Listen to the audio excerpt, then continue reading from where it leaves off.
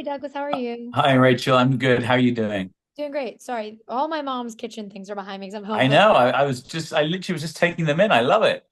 I've been Got visiting for Thanksgiving, and I was like, this is not what I normally have a- around. I love it. It's Um, a good selection of things you got there. just a lot of roosters and a Santa.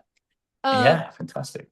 to start as the number one fan of the Riot Club, it made me so happy to like have something that's it's in a similar vein, but it's very, very different because it is that schoolboy posh kind of energy with Young Hmm. Werther. And for you, when you are playing something that is in a similar vein of something in your past, but also very, very different, how much does that weigh on you as a creative to kind of make it completely separate from that so then people aren't like, oh, well, this is just that thing? Well, that's a good question. I'd actually never even in my head put those two things together. Maybe that's just because I'm a 30-year-old man now, and then I was a God knows 21-year-old guy. I'm not sure. Um, but I guess also because I was doing a Canadian accent, for me, it felt extreme. It felt very different, completely different world. But yes, he came from Westmount, Montreal, which is he comes from a wealthy family, and he is completely riding the wave of his privilege, and he needs to do a bit of sort of growing up. So yes, there is some similar elements there, but I'd like to think about Werther as a much more well-intentioned, good-hearted man than I think my character's called Harry Villiers, right, in Uh, the Riot Club, and I think Harry was a much more had a much darker, twisted energy and motive inside, as did all those boys. I mean, you still have that movie, and I actually haven't seen that movie in years. I need to rewatch it. But yeah, I didn't feel any weight of responsibility. It felt like a completely different kind of quirky story and character for me.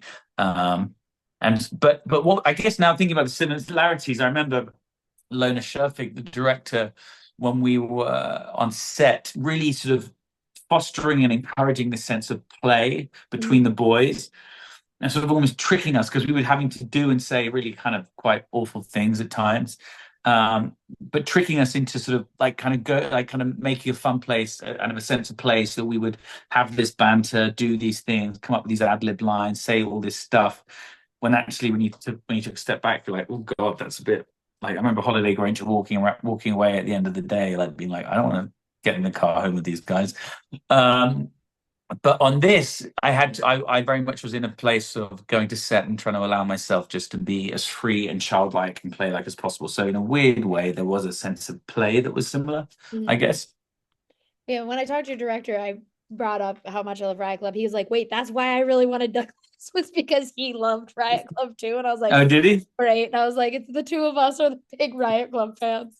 But I wanted to ask you though, because that is an adaptation, as is this. You've done a lot of things that are adaptations in your career. Does your approach to a character change at all when it is an adaptation, or do you approach it as if it was original character?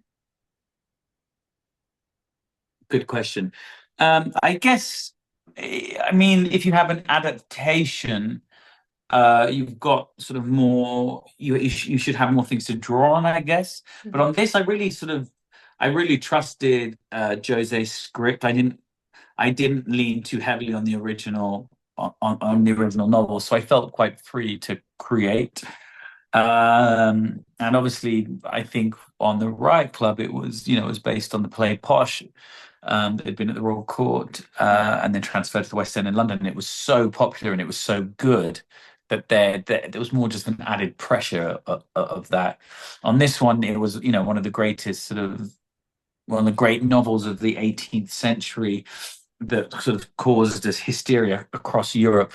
But that hysteria was long before I was even a twinkle in my great great great grandfather's eye. So the pressure felt slightly lesser.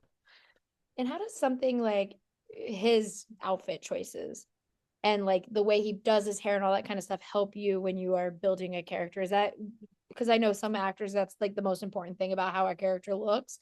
Are Yeah, you for that or no? 100%. I think we had a really great costume department, and together we created some really fun outfits. Every morning, I'd love coming in and seeing what they'd put out for me that day. It was they were, I just loved the way they interchanged the looks and that I had so many different clothes. I really wish I could have kept them all. But it really does help you. It does help you. It helps you massively. The way he dressed was in a way, it's clothes are your suit of armor in a sense to go out into the world and sort of try and represent or hide. You're either hiding from the world or you're peacocking, and I guess he did quite a lot of peacocking. Um, but it was very much a way that he liked to sort of it tells you a lot about how you want to present yourself. So it was very helpful. But and Jose had a hand in that as well, the director Mhm. for sure. Well, and I said, I was like, I call myself a yapper because I don't like silence. So I just want to yap and fill it. And this is a movie filled with people just yapping. And I think that it's a very fun thing for a character, but it also has to be very like, as an actor, you have to figure out what all of their intentions are for everything they're kind of yapping about. Is that though a bit more freeing because you sometimes people just say things to fill the air, or do you have to like go through and be like, well, why is he saying this right now and this and this and this? I mean, I think you always go through every scene and try and figure out because even if someone is yapping, as you said, you're doing it for a reason. Yeah. You're yapping because you're uncomfortable that you don't like silence.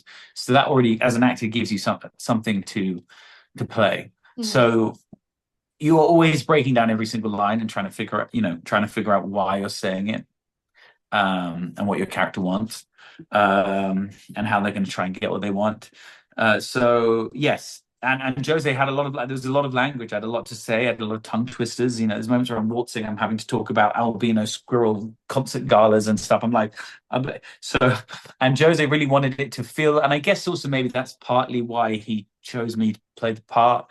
Like as you said, coming from London, I think he really wanted this sort of wanted someone that could deliver this sort of crisp dialogue quickly and eloquently, I suppose. It was there ever because it is very wordy at times and like wordy in a way where I'm like, there, if a person said this word to me in real life, I would be like, either bring the dictionary with you or just stop talking. I'm not looking at you.